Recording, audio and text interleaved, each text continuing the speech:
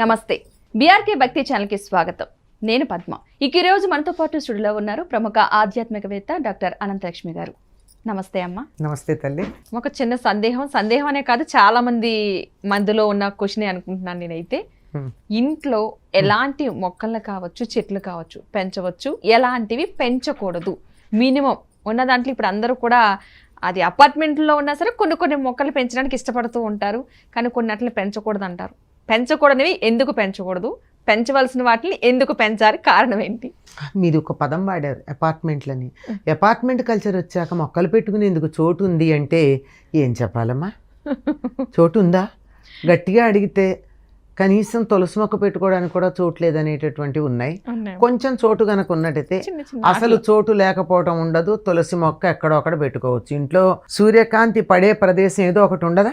ఎక్కడొక్కడ ఇంతన్నా ఉండదా? ఎందుకు పెట్టలేరు? పెట్టాలని థాట్ ఉంటే తప్పనిసరిగా ప్రతి ఇంటిలోనూ ఉండి తీరవలసినటువంటి మొక్క తులసి మొక్కమ్మ.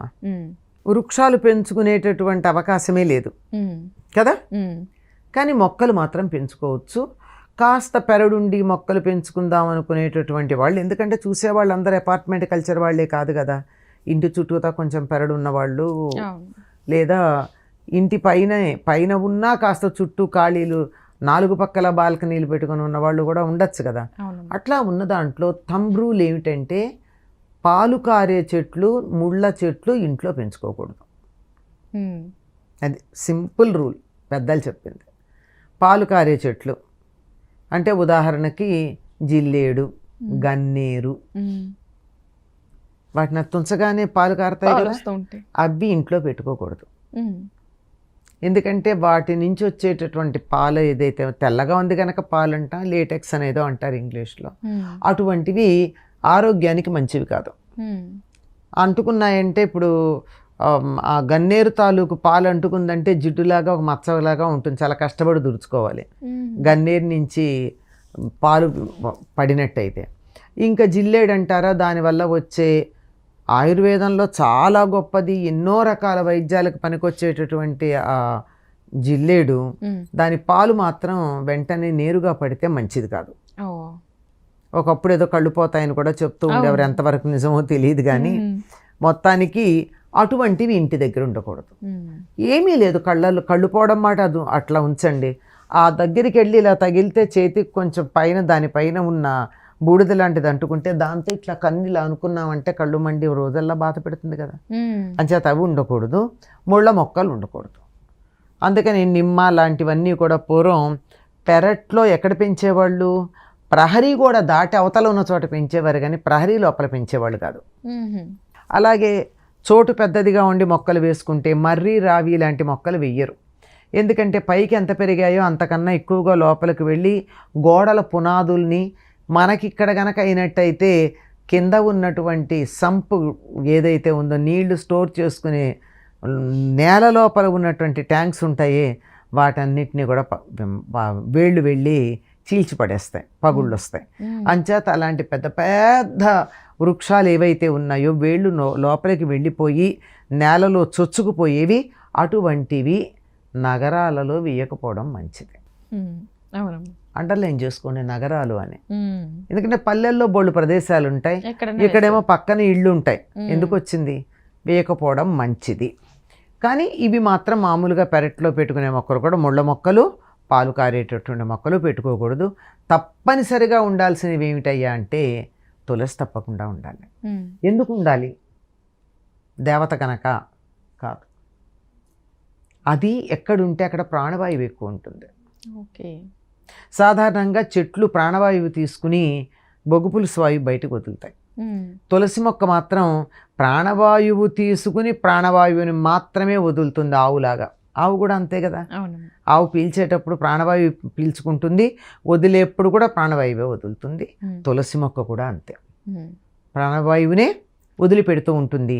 కనుక తులసి బాగా కనుకున్నట్టయితే చుట్టుపక్కల ఆరోగ్యంగా ఉంటారు. ప్రాణవాయువు బాగా వచ్చింది కనుక ఆక్సిజన్ బాగా ఉంటుంది, కనుక ఆరోగ్యం బాగుంటుంది. కనుక ఒంట్లో బాగుండని వాళ్ళని తులసి చెడు దగ్గర కూర్చొని ఏవో జపాలు చేయమని చెప్తారు. ఎందుకు అంటే ఆక్సిజన్ కంటెంట్ బాగా ఉంటుంది అనేటటువంటి ఉద్దేశంతో. ప్రధానంగా ఉండాల్సింది తులసి అయితే.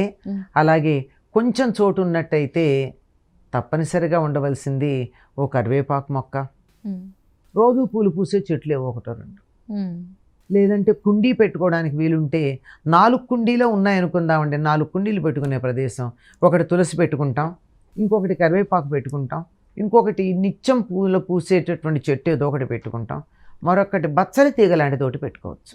ఉమ్, ఎందుకు అంటే అది ఆ కుండీ ఎంత ఉందో దాని మీద అంతా పెరగడం కాదు, అది చక్కగా పైకి అల్లుకుపోతుంది కనుక మీకు కింద ఏముండదు. అవునమ్మా. ఆరోగ్యానికి చాలా మంచిది తింటే, full of iron and calcium. Um, రక్తహీనత పోవాలంటే రోజు విడిచి రోజు బచ్చల కూర తినమని చెప్పారు. అట్లాగే పూలకు కూడా పాకేటటువంటివి పెట్టుకోండి, శంకు లాంటివి. అవును.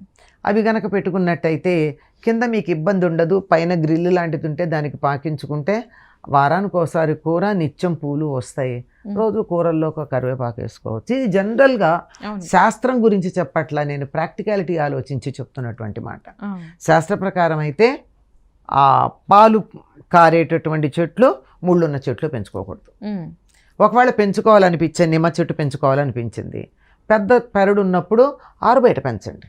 ఉమ్. మనీ ప్లాంట్ ఎవరింటి నుంచి అన్నా అడగకుండా తెచ్చుకోవాలి కానీ వాళ్ళని అడిగి అడిగి తెచ్చుకోకూడదు. తీసుకురాకూడదు. ఇది ఇంకోటి, అంటే దోచుకునే మనస్తత్వానికి సంకేతం ఇది.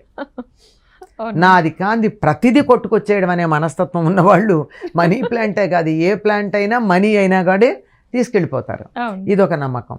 కాకపోతే ఒకటి చెప్పింది ఏంటంటే ఈ స్పైడర్ ప్లాంట్ అని ఒకటి ఉంటుందమ్మా. ఉమ్, అంటే ఆకుపచ్చను కొంచెం పసుపు రంగు పొడవాటి ఆకులు ఉండి దాని మీద చార ఉండేది లేదా అంచు కొంచెం ఉండేది ఉంటాయి, గుత్తులు గుత్తులుగా వస్తుంది. ఉమ్, అది కూడా ఆక్సిజన్ ప్లాంట్ కిందకు చెప్తారు.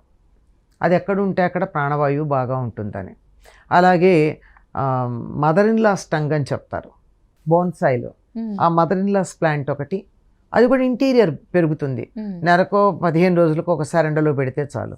ఈ స్పైడర్ ప్లాంట్ కూడా అంతే, వారానికో 10 రోజులకో ఒక రోజు ఎండలో పెడితే చాలు.